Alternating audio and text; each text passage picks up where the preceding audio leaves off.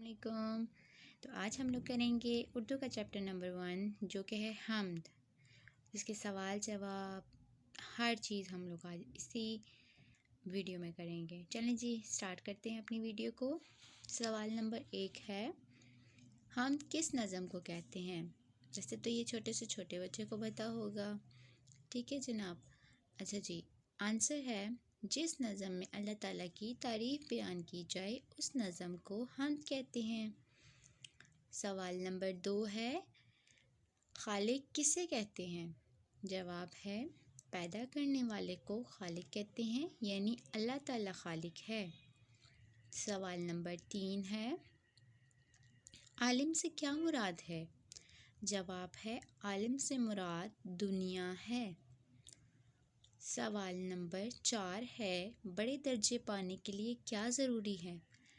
جواب ہے بڑے درجے پانے کے لیے نیک اعمال کرنا ضروری ہے۔ سوال نمبر 5، شان یکتائی کا کیا مطلب ہے؟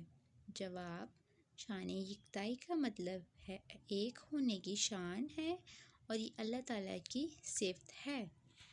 حمد کے مطابق درست جواب پر درست کا نشان لگائیں، ٹھیک ہے۔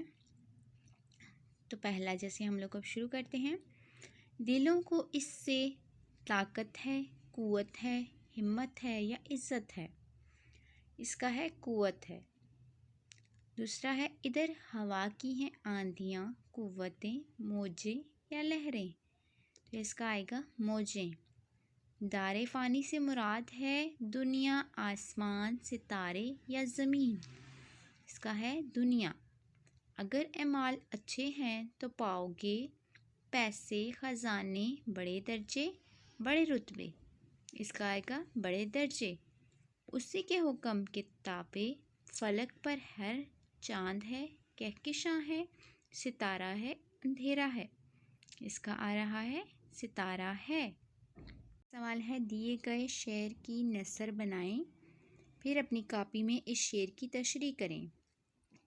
یہ شعر ہے، اگر اعمال اچھے ہیں تو پاؤ گے بڑے درجے، سمجھ لو امتحان اس دار فانی میں تمہارا ہے۔ پہلے تو اس کا ہم جواب دے دیتے ہیں، اگر تمہارے اعمال اچھے ہوں گے تو تم بڑے درجے پاؤ گے، تو سمجھ لو کہ اس دنیا میں تمہارا یہ امتحان لیا جا رہا ہے، ٹھیک ہے۔ تو اب اس کی ہم لوگوں نے تشریح کرنی ہے جی۔ تو اس میں پہلے ہم نے مشکل الفاظ کیے، اعمال، کام، درجے، رتبے، دار فانی، دنیا۔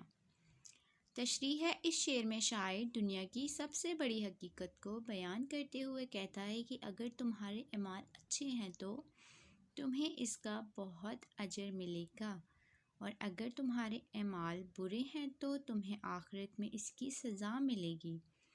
یہ زندگی ایک دن ختم ہو جائے گی، یہ دنیا عارضی مقام ہے جہاں ہم نے اعمال کرنے ہیں، یہ امتحان گاہ ہے، یہاں ہم جو کریں گے اس کا اجر ہمیں آخرت میں ملے گا۔ جو نیک ہوں گے وہ جنت میں جائیں گے، جنت میں بھی درجات ہوں گے، جس کا جتنا بڑا عمل ہوگا اسے اتنے بڑے درجے پر پہنچایا جائے گا۔ میزان عمل میں ہلکے اعمال والے جنت میں کم درجے پر ہوں گے، گناہگار دوزخ میں جائیں گے۔ اگلا سوال ہمارا ہے، درج ذیل الفاظ پر اعراب لگا کر تلفظ واضح کریں۔ تو یہ 4-5 الفاظ ہیں، جس طرح سے پڑھے جاتے ہیں اسی طرح سے تلفظ، یعنی کہ ذرہ۔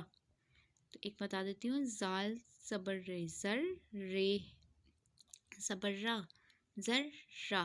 اسی طرح کے سے یہ انتظام، قوت، معبود، تابع، اس طرح سے آپ نے تلفظ کے حساب سے اس کے عربی کے جو ہوتے ہیں اعراب وہ ان پر لگانے ہیں۔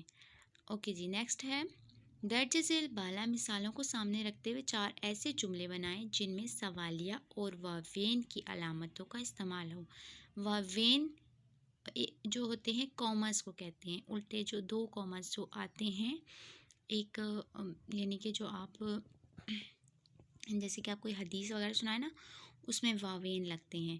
تو اب اس میں سوالیہ جملے ہیں 3-4، ہم نے سوالیہ جملے بنانے ہیں۔ تم کب آئے؟ آپ کیا کر رہے ہیں، تم کون ہو، تمہارا گھر کہاں ہے، تم کہاں جا رہے ہو، تم کیا کھا رہے ہو، کوئی بھی سوالیہ جملے، ٹھیک ہے۔ اور واوین استعمال والے جملے کس طرح سے تھے؟ نبی کریم خاتم النبیین صلی اللہ علیہ وآلہ وسلم نے فرمایا علم حاصل کرنا ہر مسلمان پر فرض ہے۔ دوسرا ہے نبی کریم صلی اللہ علیہ وآلہ وسلم نے فرمایا اعمال کا دار و مدار نیتوں پر ہے۔ تیسرا ہے استاد صاحب نے کہا اچھے بچے جھوٹ نہیں بولتے۔